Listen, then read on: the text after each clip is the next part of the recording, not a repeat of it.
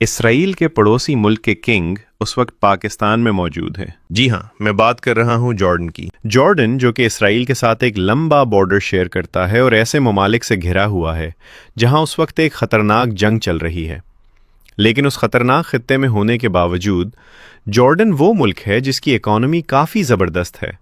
Jordan وہی ملک ہے جس نے حال ہی میں پاکستان کے ایک اہم ایشو میں کافی مدد کی ہے۔ جی ہاں، پاکستان کے سینیٹر مشتاق احمد خان کو اسرائیل نے گرفتار کیا تھا، تو جارڈن وہ ملک ہے جس نے اسرائیل کے ساتھ بات کر کے ان کی رہائی دلائی تھی، کیونکہ پاکستان تو اسرائیل کو تسلیم ہی نہیں کرتا اور انہیں رہا کرانے کے لیے پاکستان اسرائیل سے ڈائریکٹ رابطہ بھی نہیں کر سکتا تھا۔ تو اس نازک موقع پر جارڈن نے ہی پاکستان کی مدد کی تھی۔ اب اسی جارڈن کے کنگ شاہ عبداللہ دوم 2 روزہ دورے پر پاکستان پہنچ چکے ہیں۔ لاسٹ ٹائم انہوں نے 7 سال پہلے پاکستان کا دورہ کیا تھا۔